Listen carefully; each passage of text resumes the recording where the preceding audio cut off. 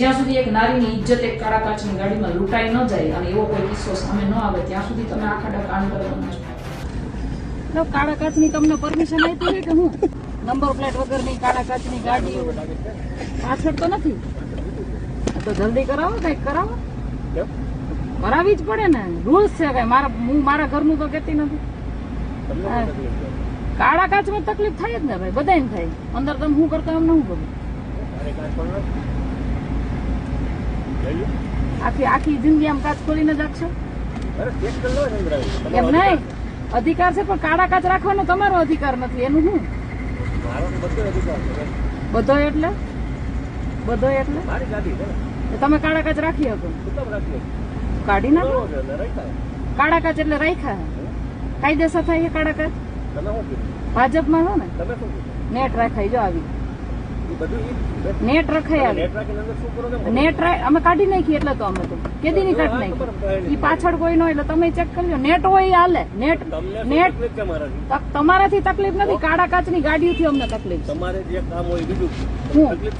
નહીં, મને તમારા કઈ તકલીફ નહીં. મને એમ થાય કે ભાજપમાં રહેલા, ભાજપમાં જીતેલા તાલુકાના સદસ્ય કાળા કાચની ગાડીઓ લઈને ફરે, મને કઈ તકલીફ નથી ભાઈ. હું તો તમને રૂલ સમજાવું છું. તમે મને સમજાવો, હું તમને એક કહું છું કે રૂલ સમજાવવા માટે પોલીસ છે, ખાતું છે, બરોબર, એ સમજાવું. અચ્છા, તો પોલીસ સ્ટેશન, પોલીસ પાર્ટીના એક લીડર છો. હા, પણ તો તમને કહી શકીએ ને, અમે ન કહી. કામ કરો, પણ કામ જ કરીએ છીએ. આ તમારું કામ નથી.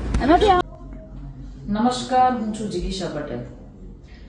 કાલે એટલે કે 29 મે 2026 મારો એક વિડીયો મારા સોશિયલ મીડિયાના માધ્યમથી તમે લોકોએ જોયો હશે, જેમાં હું ભારતીય જનતા પાર્ટીના તાલુકા પંચાયતના સદસ્યના પતિ, એમને એના ગાડીમાં કાળા કાચ હતા એના બાબતે હું એને વાત કરતી હતી, અને એ સત્તાના નશામાં ચૂર હોય એવી રીતે મારી સાથે વાત કરતા હતા કે મારી ગાડી છે, હું ગમે તે કરું. આ મેટર છે એ ખૂબ જ કહેવાય ને સેન્સિટિવ શું કામ છે, કાળા કાચની ગાડીઓ ન ફેરવવી જોઈએ, એ મેટર એટલી બધી સેન્સિટિવ શું કામ છે, એ આજે મારે તમને સમજાવવું છે. એટલા માટે થઈ અને હું આજે તમારી સમક્ષ ઉપસ્થિત થઈ છું. હવે વાત એવી છે કે 27 એપ્રિલ 2012 અંદર સુપ્રીમ કોર્ટે એક ચુકાદો બહાર પાડ્યો હતો કે જેની અંદર કોઈ પણ ગાડીની અંદર કાળા કાચ ન હોવા જોઈએ, કાળા કાચની ફિલ્મો ન લાગેલી હોવી જોઈએ, આગળ પાછળના ગ્લાસમાં 70% વિઝિબિલિટી અને સાઈડના ગ્લાસમાં 50% વિઝિબિલિટી કમ્પલસરી છે. એ એટલા માટે કે તમે ગાડીમાં શું કરો છો શું નહીં એ બહારથી ટ્રાફિક પોલીસ હોય કે બીજું ત્રીજું કોઈ હોય તો એ જોઈ શકે. કઈ ગાડીમાં ખોટા કામ નથી થતા, દારૂ નથી પીવાતો, કોઈ છોકરીઓની છેડતી નથી થતી, એ બાબતે પોલીસ અવેર રહે, બીજા લોકો પણ અવેર રહે, એટલા માટે થઈ અને સુપ્રીમ કોર્ટે આ નિર્ણય આપ્યો હતો, આ ચુકાદો આપ્યો હતો. હવે આ ચુકાદાની અમલવારી થઈ હતી 4 મે 2012 રોજ. 4 મે 2012 રોજ જ્યારે આ ચુકાદાની અમલવારી થઈ, એના પછી એ જ વર્ષમાં ડિસેમ્બરની અંદર દિલ્હીની અંદર ખૂબ જ શરમજનક એક હત્યાકાંડ થયો હતો, જે હતો નિર્ભયા હત્યાકાંડ. નિર્ભયા હત્યાકાંડ પછી જે આ સુપ્રીમ કોર્ટનો જે નિર્ણય હતો કાળા કાચની એક્ટ વાળો, એ ખૂબ જ કહેવાય ને કમ્પલસરી રીતે પોલીસે સ્ટ્રિક્ટલી ફોલો કરાવડાવ્યો હતો કે કમ્પલસરી આ નિયમ હોવો જોઈએ, અને તાત્કાલિક ધોરણે કાળા કાચ જેટલા પણ ગાડીમાં હતા એ કાયદેસર રીતે રસ્તા ઉપર ઉભા રાખીને કાળા કાચની ફિલ્મો ઉતારવામાં આવી હતી અને ખૂબ જ સારી રીતે એને ફોલો કરાવવામાં આવ્યો હતો. પરંતુ ધીમે ધીમે ક્યાંક આ કાયદાને નેવે મૂકી અને ભારતીય જનતા પાર્ટીના જ લોકો એની અમલવારી નથી કરતા. એનું કાલે મેં તમને એક લાઈવ ડેમો તમને બતાવ્યો. હવે બીજું મારે તમને એક કહેવું છે કે ભારતીય જનતા પાર્ટીના તાલુકાના સદસ્ય જે રંજનબેન સહદેવભાઈ જાડેજા છે, એ ચૂંટણી પહેલા એની ઉપર પોતાના જ ગામ એટલે કે ભુનાવામાંથી ખનીજ ચોરીનો આરોપ લાગ્યો હતો.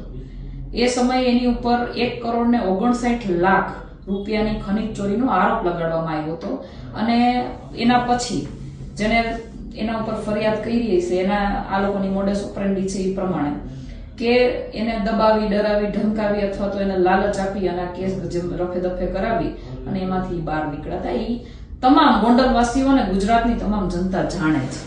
એટલે મારે પહેલું તો ભારતીય જનતા પાર્ટીને એટલું કહેવાનું છે કે આવા આરોપીઓને, આવા કહેવાય ને કે જે ખનીજ ચોરી, ભૂ માફિયા હોય એવા લોકોને પહેલા તો તમારે ટિકિટ જ ન અપાય.